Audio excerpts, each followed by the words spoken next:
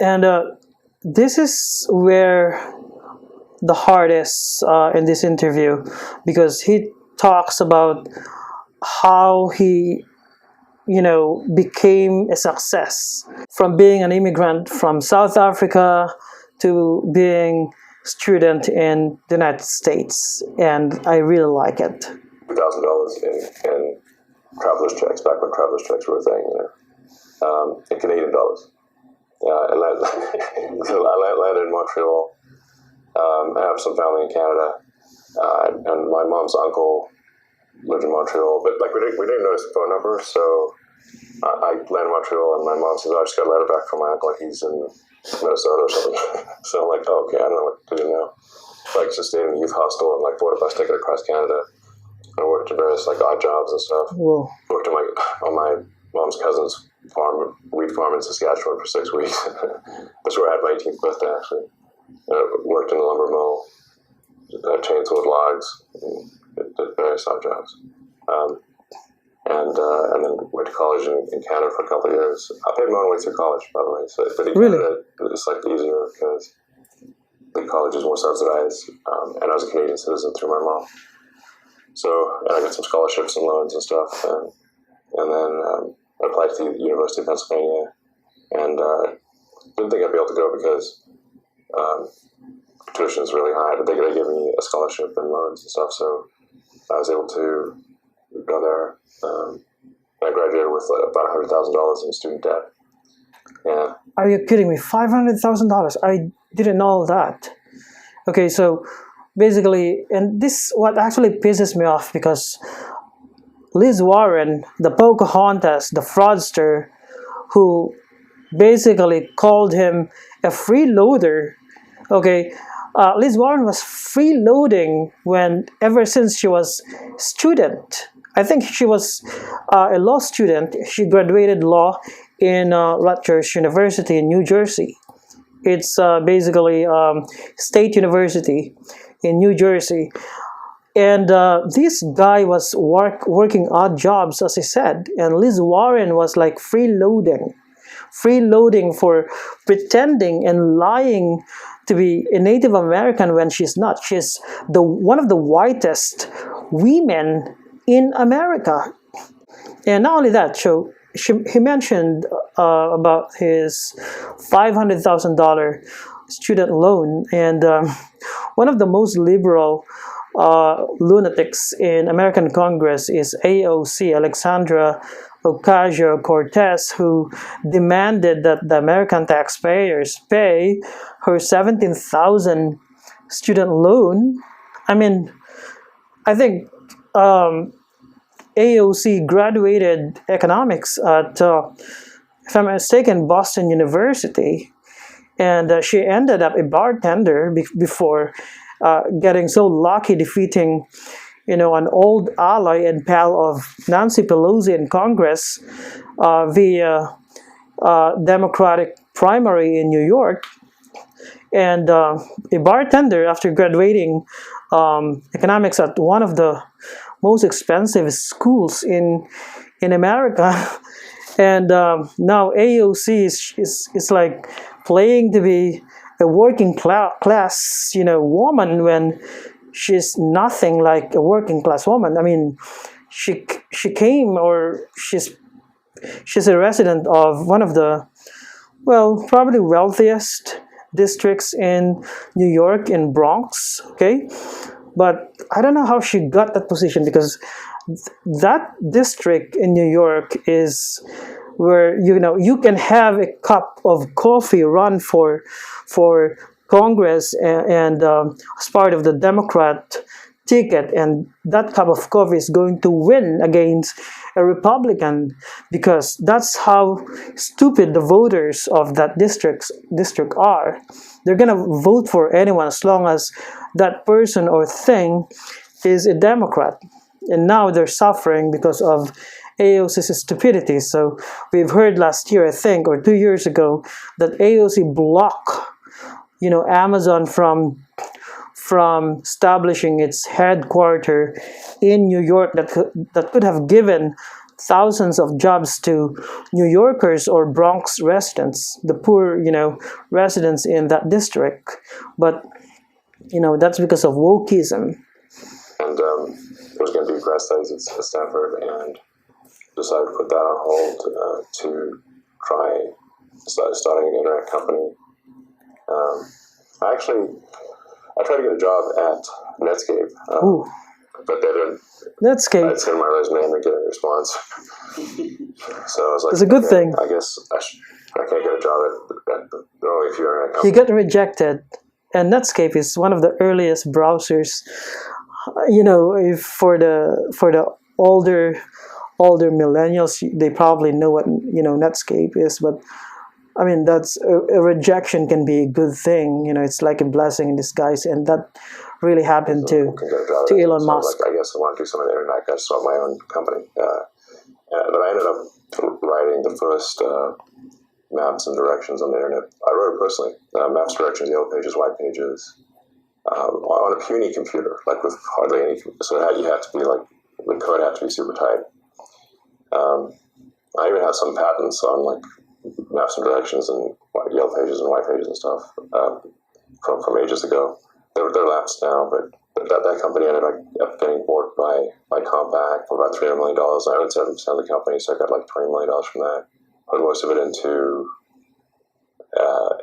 X.com, which merged with Confinity to create PayPal. And then I got about $180 million from that. And I put all of that into SpaceX, Tesla, and Solar City. I just basically kept all the chips on the table and just let's play another round. I mean, most people take their chips off the table, or at least some of their chips. And then SpaceX and Tesla ended up being valuable, and that's where I am. But the reason for SpaceX and Tesla is, Tesla, like you said, how would you assess the historical good of Tesla? I'd say it's the degree to which Tesla accelerated sustainable energy. And I've been interested in electric cars for a long time. Since maybe high school, certainly early college. My original interest in electric vehicles was not so much due to environmental concerns, but rather from the concern that we'd run out of oil eventually. Just imagine if he gave all those money, according to the Democrats and liberals in Twitter, that they approve of 90% taxation, and they don't even define what that tax is.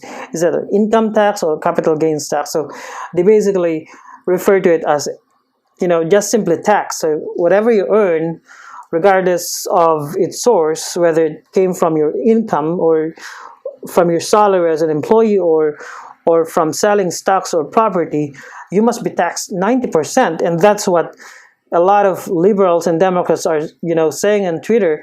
Imagine if he gave 90% of that $180 million that he got from PayPal, right?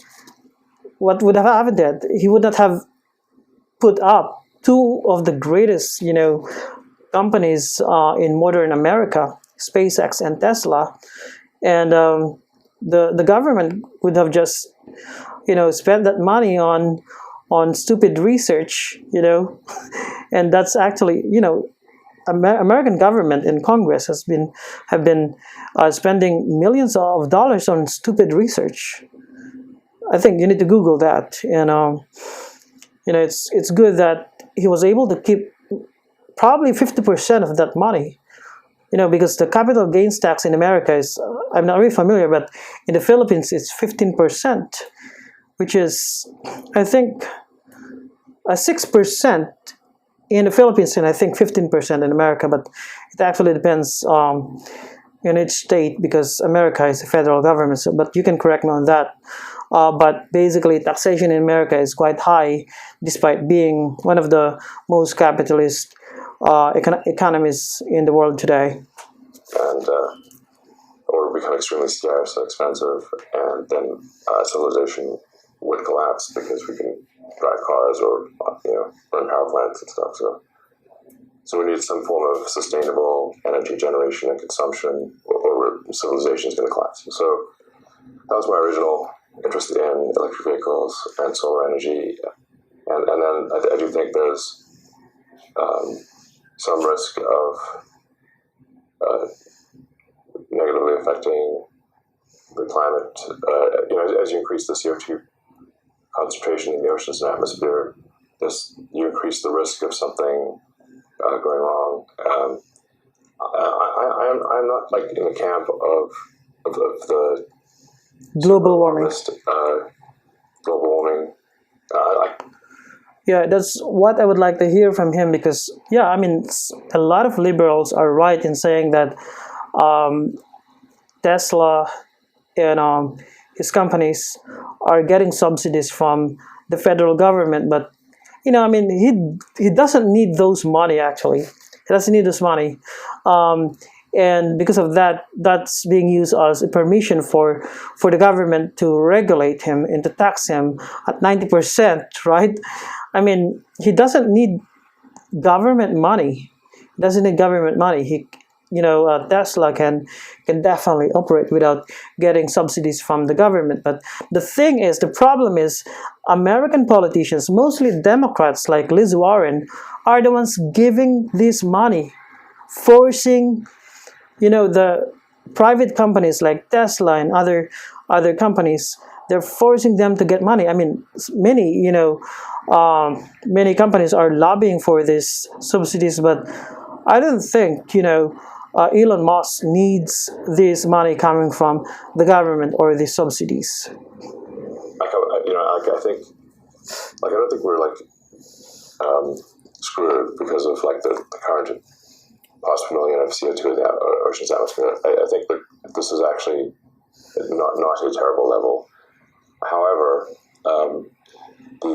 there's so much inertia in the direction of mining and burning hydrocarbons that the world is still overwhelmingly dependent on mining and burning hydrocarbons.